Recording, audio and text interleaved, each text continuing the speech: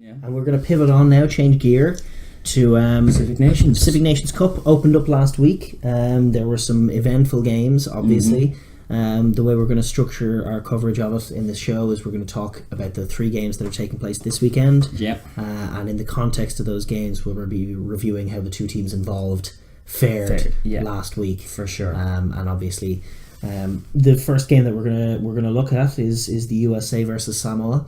It's actually probably, of all the games this weekend, it's probably going to be the most competitive. Yeah. Both sides have a lot of positives to take from last week. Definitely. And, 2 very, very different games they played out last week, but both obviously positive results. It's going to be taking place at 3:30 a.m. Irish time, obviously. So that's a killer. Yeah. Saturday, Ref by Nigel Owens. So Saturday morning, ref by Nigel Owens, which is probably advantage Samoa, you would say, just given how the US chose to play at such a they were against Canada. They chose to play at such a slow pace. I think this is going to be big learnings on both sides who had positive elements from their game. Yeah. The US last week they put a 47-19 win over Canada. Who, when you're considering the last game that they played, they beat Canada 30 points to 25. The last game that they played that's before this. Improvement on that front. But Canada were abysmal. It was an awful game of rugby. It was an awful game of rugby. It was one of the worst games I've seen in a long time. It was really slow. It was error strewn. There was no intensity, and the US were just jogging to tries. Like Canada were just gifting them attacking opportunities, and then even if they would mess up the attacking opportunity, Canada would gift it back to them. Yeah. And so the US didn't have a huge amount to do. And racked up 47 points in that mode. Yeah, they and they more. did so without Mike Teo on the wing, who I'd like to see back. He's obviously very exciting. And with Joe Taufatea, the top scoring hooker of all time. And stalwart centre Paul Lasike was out as well. Yeah. So it was meant to come back in for them. Somewhat weakened. Their pack is quite settled. They put in, I thought John Quill at 7 had a big game. Cameron Dolan at 8 looked useful. Adge was the star. I think he was kicking. He was very certainly well. a difference, but a noticeable difference between him and Peter Nelson in the Canada jersey. Like there was very little control coming from the former Ulsterman. Whereas Adge looks very assured these days. He's very comfortable in his role in the US. He was kicking difficult place kicks with relative ease, which is definitely a helpful thing. Yeah. And then outside of that, he made some decent space, got some good passes going, and made a hole at one point that led to a try with a nice pass on the outside. Yeah. So there was definitely positives. Their pack were looking physical and tough, but again, against no opposition. Traffic cones. Ben Landry looks to be a big pack leader in there, a big strong carrier. Then you've obviously Dolan and Quilla in the back row are useful operators with Taufatea to come back in. It starts to take the shape of a very decent pack. I'm curious to see how they'll fare this week against Samoa, and then obviously going on against better and better teams building up to the World Cup.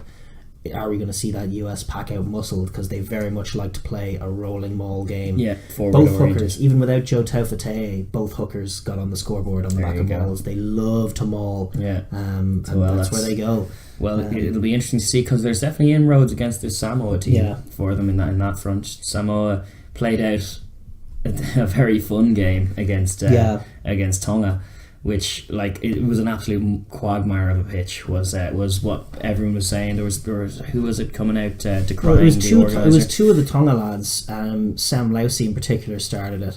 I thought he was tweeting out World Rugby, how could you sign off on us to play for this pitch? What he means by that is the ref gets the say on that. And where I'm coming at it from is look, you don't have a 4G pitch in Apia. No, it is what it is. It's not that well drained, so the pitch is quite waterlogged. Yeah, it's been raining constantly. It's been raining, the pitch is quite waterlogged, so your option is skip this fixture, don't play it, pitch is waterlogged, and then you're not going to get to play it again. No, not in the World Cup. We don't have the time. You don't have the time, so you're not going to get to play it again, or go out and embrace it. Play a bit of mud ball, schoolyard bullshit. But the critiques of World Rugby don't make any sense to me. It's not World Rugby's job to upkeep that stadium.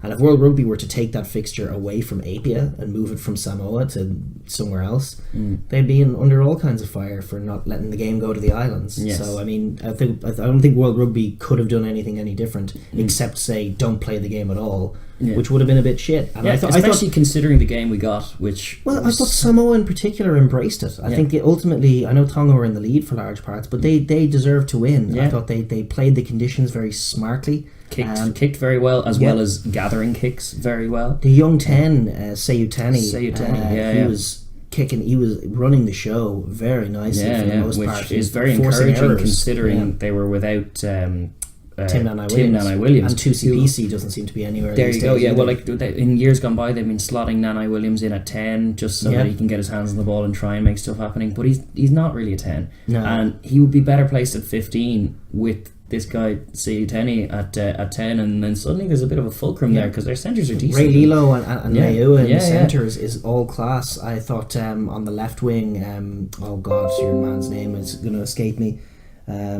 But both of their wingers looked sharp, and it was a nice balanced back row to it, and then a rampaging forward pack as well. Definitely. I thought there was a lot of positives in that wet weather. Their balls, both teams actually. Tonga as well, where their the catch pass of everyone on that pitch was awesome to see because it was horrendous. You'll never see more of a mud game than that. Like, it was really, the pitch was properly waterlogged, and you were having people mark the ball and having to kick off no pitch at all, just mud underfoot. And like Tonga were bringing a bit of a pick and jam game that worked very well, yielded both of their tries. They were pretty unstoppable. But they yielded two of their three tries. Sorry, the other came from a different way. But they were playing the conditions in that way, whereas Samoa were looking to their halfbacks to kick them into good territory and put pressure force on. errors. I also thought the Samoan back row, Amosa at number 8 in particular, was huge. TJ Ioane had a very solid game, and Chris Vui had some lovely touches. Oh, that lovely break that he made as well. Like it wasn't for the try actually. It was because James Fiva came in with a slap down that was very cardable, considering it was potentially penalty tribal, but it turned out to just be a penalty, which Samoa did kick over. In the terms of the battles of the tens, I thought definitely Samoa got the better of that, which is key in a game like this. It's a strong squad. It's a strong squad. They have potentially got Jack Lamb to come back in that back row. They've potentially got 2CPC guys like Sonati, who I don't know even where they are.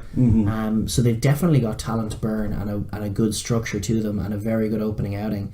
So the US presents a very fun opportunity for them to bounce off one another. I'm not sure how this is going to go. Samoa managed to play the game at a higher pace than the US did, despite playing in horrendous conditions, and the US playing in perfect conditions at altitude. Yes, it's very strange. So it's very hard to read into both of those games because they're just such a different spectacle. And you figure Samoa, and Tonga both would have wanted to play a different way, but it was when they saw where they were playing, what the pitch was like, they adopted. It was interesting to see the strategies they both adopted. It was more of a pick and jam from Tonga. It was a lot more kick. To see the Tonga guys come out after the game and bitch about it is kind of telling in its own way, because it did look, when watching the game, that Samoa were the guys who were embracing it just that little bit more. And you could see that with Sam Lousy, who's usually such a big guy for Tonga, leaving the pitch at half time and then going on Twitter to bitch about the conditions. It's not necessarily not a winning picture. And actually we didn't even talk about the game losing play that came from their substitute Scrummy.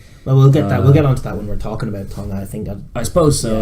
But there was big moments that came from pressure from the Samoans, and the Samoans executing a beautiful running sequence of play that got both centres involved, and then ended up yielding a yellow card that then yielded another that was really the game for them. And it was just the interplay throughout their whole back line was very on point, and they scored some lovely tries as a result in that weather. The US, for them this week, it's going to be about winning collisions. It's going to be about trying to get the better of that Samoan pack.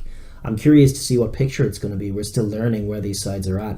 Don't know who's going to have the upper hand at scrum time. If I think the US maybe at scrum, but if the US have a good maul, so maybe them there. But I think a huge telling factor is going to be what happens when Ben Landry goes charging into TJ Ioane or Chris Vui. Is Ben Landry going to, as he did against the Canadians, just rampage his way through them, get the hands free, get a bit more momentum and controlled possession for the US? Or are the Samoans going to hit them back? And likewise, when Samoa have the ball, are they going to be able to force the pace of the game at a high level, or is John Quill at 7 going to be able to slow that game up? Those are the dynamics that are at play, and it's so difficult to tell when sides aren't playing, next to each other, what level they're at. Well, this is one side at a higher level than the other? Hard to tell based on those two, because they were just such very, very different games. And one of them was one of my favourite games of the year, which is the Samoa one, and one my least favourite of the whole year, which is the US. But that's not even the US's fault. It's not. You can only play what's put in front of you, and they won comfortably. So they did score. They scored a nice try where it was a narrow screen. Put little fullback Will Julio had a mixed bag of a day. He also threw an intercept. Yeah. And moved to 10 later in the game. He was put through the hole by McGinty quite nicely and did a nice little fix pass, which set the Blaine Scully, in fact it was, on the left wing in for a nice try. And I thought that was a good piece of play. It was one of few good pieces of play. And outside of that, the whole game was just Canada giving the US attacking sets and the US shutting them down. Yeah. The US executing mauls effectively and scoring. Yeah. And that was enough for them. Madison Hughes came on for the US towards the end. He looked good, actually. I thought Madison Hughes. I didn't see too much of him. He made a few nice little steps in midfield. He didn't have as much time. I thought Yosefo actually didn't have a great impactful game at all. I thought he was a bit. I'd be excited to see Madison Hughes going into next week. I think both of these sides quietly are going to be quite confident right now about what their squad can do. Like, even regardless of what happened in the last week, I think both of these sides think we have good squads. We can go to a World Cup and make some things happen, mix some shit up. I think Samoa are going to be thinking, Scotland, we're going to get some tries against you. Japan, we're going to get some tries against you. And America likewise are going to be targeting that Italy game with something fierce.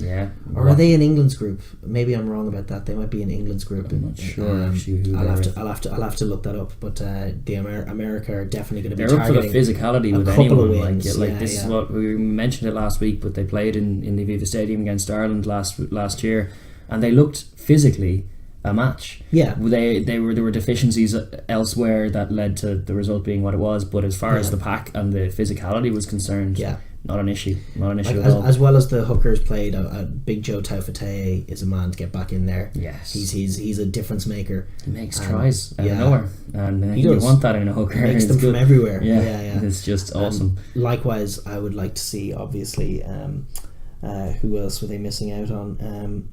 The big centre, Paul Lasike, and Mike Teo on the wing is a very quality player who could slot right back in. Yes, he's danger, and I don't know where he is at the moment, but it would be nice to see him slot back in.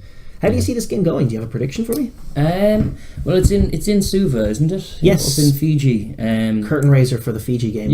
Double header, which is great. That's awesome. Going to be an awesome day. Another great spectacle in the Pacific Nations. I'm kind of thinking that the better prep for this was probably Samoa. Like, in terms of, they played that mud game against a very physical Tongan side who were bringing the barnstorming carrying game to them in the mud, and they didn't repel on 2 occasions. They failed to repel it, and they know that the USA are going to bring something similar. But the USA's low intensity fixture against Canada, coupled now with a massive amount of travel in a week to get out to Suva, might mean they might be caught a bit cold by a Samoa side that'll be excited to play in not a quagmire. So I'm thinking maybe an early lead from Samoa that they could hold on to. I think I agree with you. I think I was so impressed, because attitude is such a massive factor with these Pacific Nations teams, and I was so impressed with how, to an extent both sides, but in particular Samoa, embraced the game in the mud for what it was.